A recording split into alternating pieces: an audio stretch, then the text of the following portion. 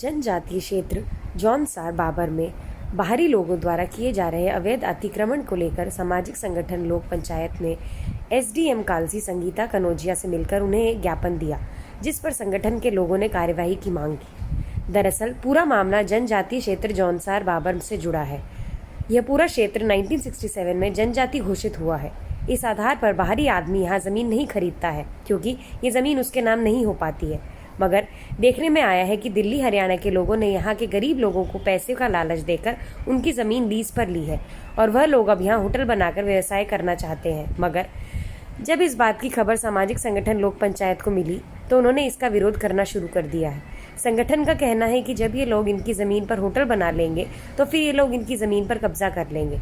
SDM Kalsi भी यह बात स्वीकार कर चुकी हैं कि हमारे कार्यालय में 50 से अधिक बाहरी लोगों ने यहाँ के लोगों के साथ ज़मीन लीज का एग्रीमेंट किया हुआ है। यह मामला अब नैनीताल हाईकोर्ट पहुँच गया है और हाईकोर्ट जल्द ही इस मामले पर सुनवाई करे।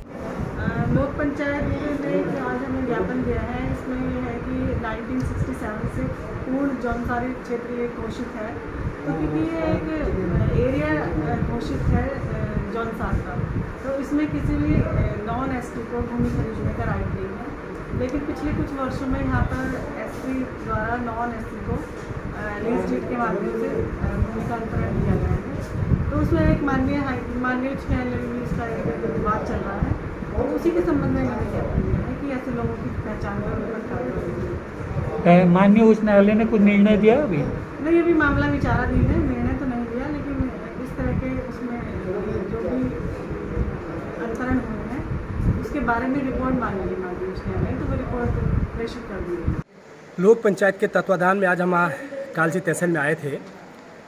कष्ट इस बात का है कि जौनसार बाबर जो जनजाति क्षेत्र घोषित है, इस जनजाति क्षेत्र में बड़ी संख्या में बाहर के लोग आकर के ज़मीन खरीद रहे हैं, बड़ी बड़ी बिल्डिंगें खड़ी कर रहे हैं, होटल बना रहे हैं। मैंने एसडीएम साहब से कहा है कि जब तक इन पे आप प्रतिबंध नहीं लगा पाते हैं तब तक इस काम को किसी न किसी तरीके से रोका जाना चाहिए। उन्होंने कहा कि अधिकृत रूप से इस प्रकार की रजिस्ट्री वगैरह यहाँ नहीं हुई है, परंतु आप आश्चर्य देखिए कि 50 से अधिक लोगों की चक्राता में रजिस्ट्रार के यहाँ लीज की कॉपी इनके पास बनी हुई है।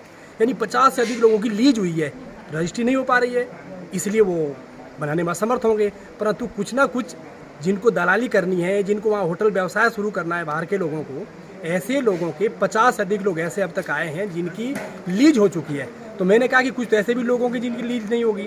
तो एसडीएम साहब का कहना था कि बड़ी संख्या में ऐसे भी लोगों के जिनकी लीज नहीं है। वास्तव में ये जौनसार बाबर क्षेत्र है जहाँ पर हम बाहर का व्यक्ति ज़मीन खरीद नहीं सकता।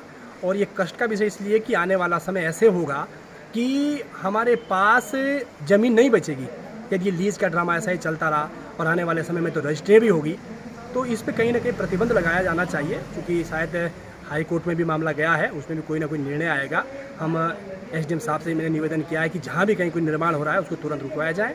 यदि कहीं कोई लीज हुई है तो उसको भी समाप्त किया जाए, और अगर रजिस्ट्री का तो खैर सवाल उठता ही नहीं है, यदि इस प्रकार की कोई बात आती है तो उसको भी समाप्त किया जाना चाहिए।